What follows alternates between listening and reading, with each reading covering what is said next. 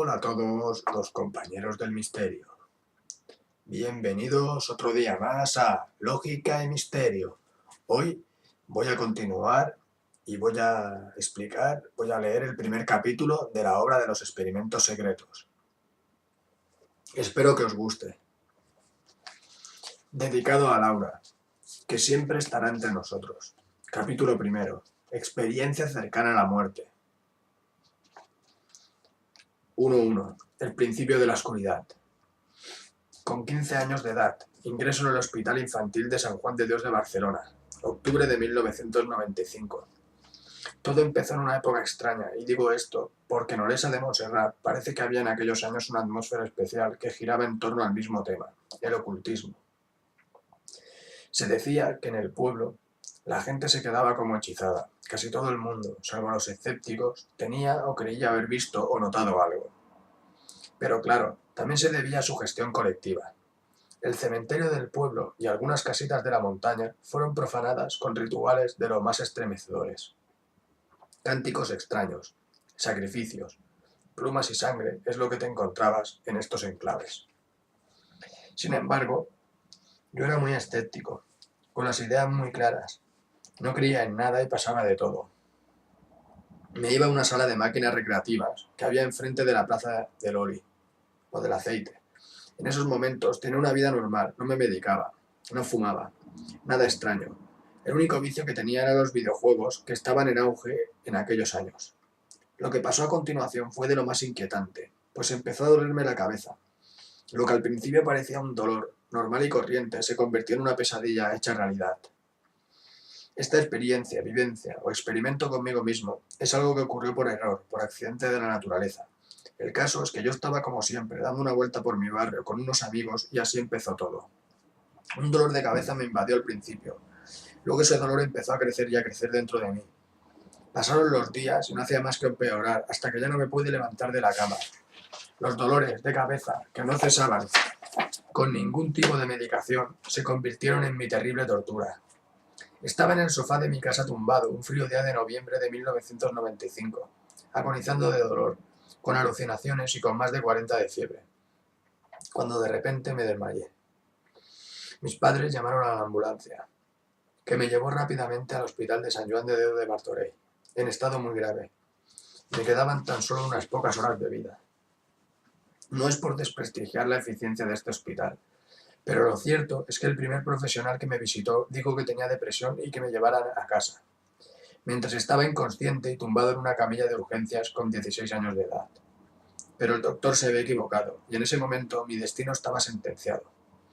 Si mis padres me hubieran llevado a casa, habría muerto en pocas horas, de no ser por otro avezado médico que me vio rápidamente y sacó una segunda conclusión.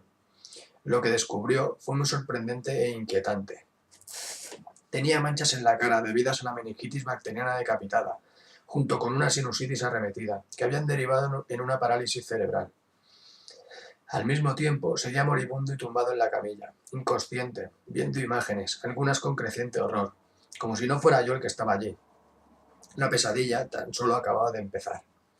Gracias al segundo doctor que me visitó y que temió realmente por mi vida, pude vivir un poco más. Pues me mandó al Hospital Infantil de San Juan de Dios de Barcelona rápidamente. Como he dicho antes, la historia tan solo acababa de empezar y la condena de muerte todavía continuaba. En el momento en que me trasladaron al otro hospital, decidieron operarme directamente la sinusitis por los orificios nasales, para empezar a curarme. Sin embargo, el equipo médico creyó que no superaría con éxito la meningitis. Resistí la primera operación.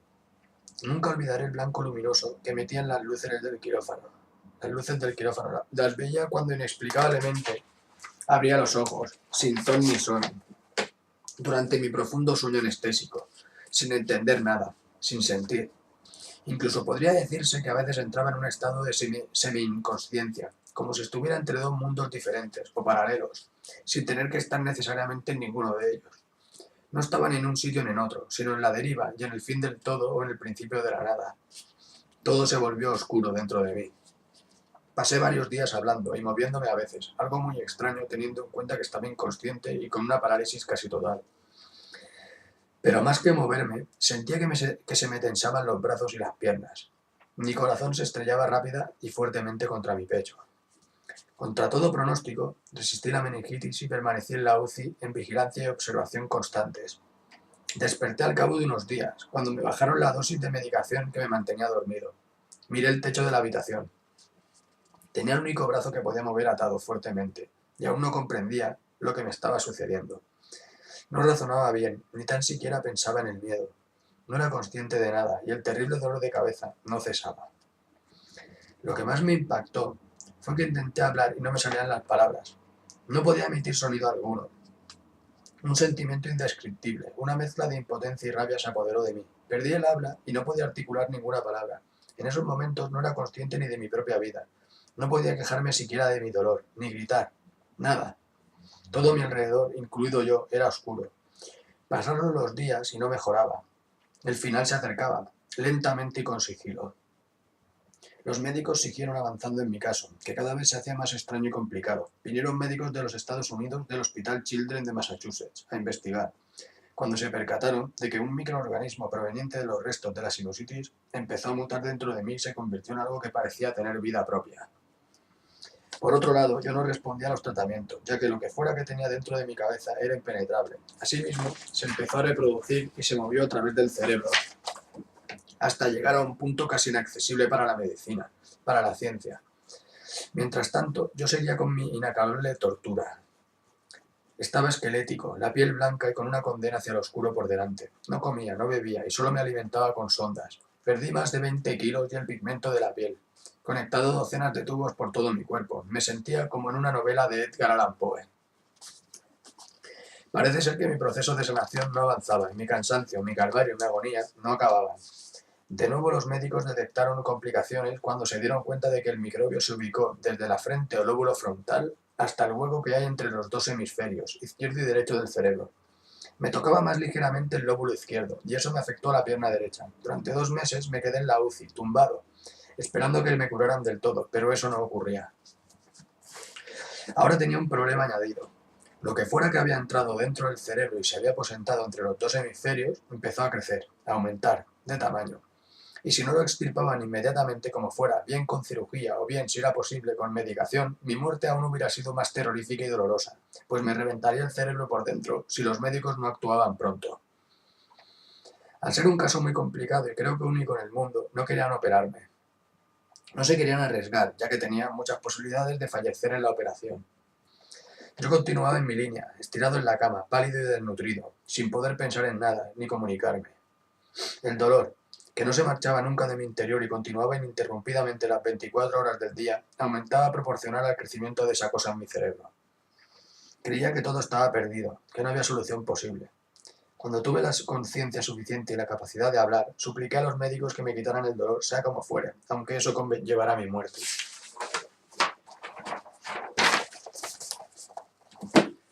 Todavía me tiembla el cuerpo cuando recuerdo la mala experiencia que pasé.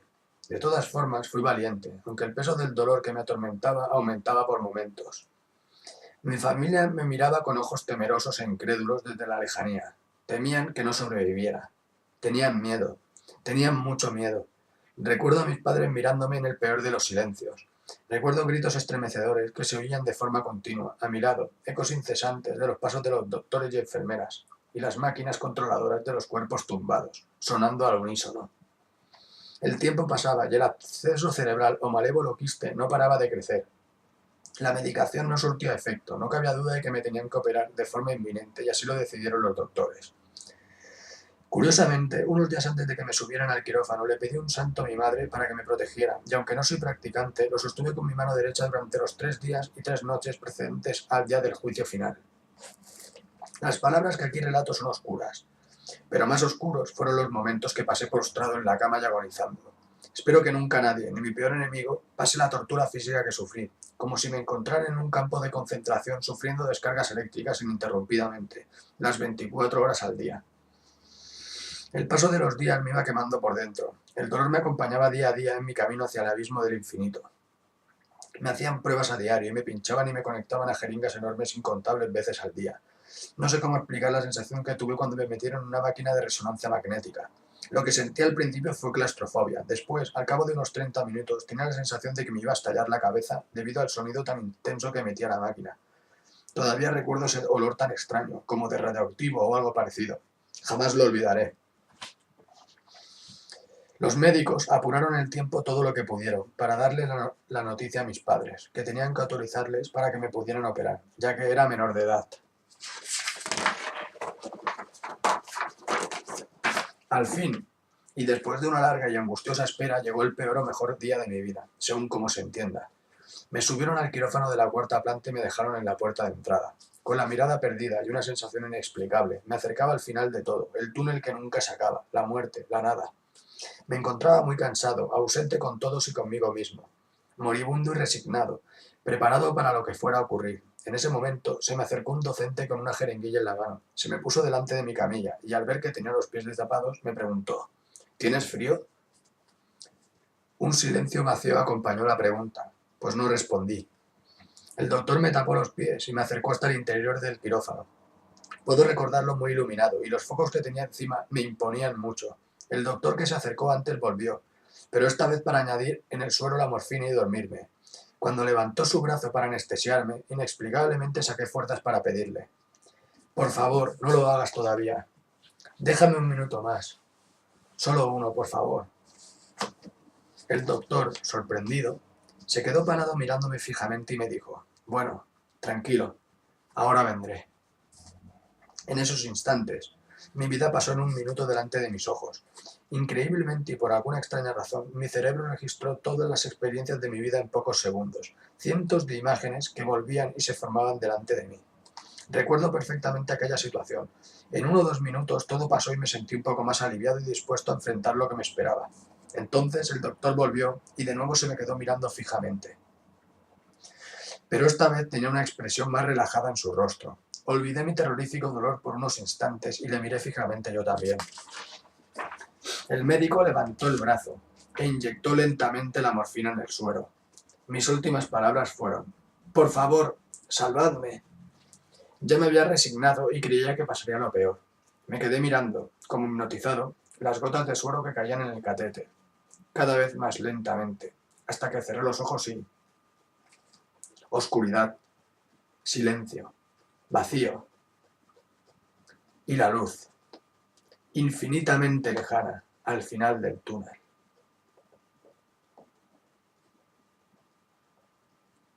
Bueno, esta es la primera parte del primer capítulo. En el próximo videoprograma vendrá la segunda parte.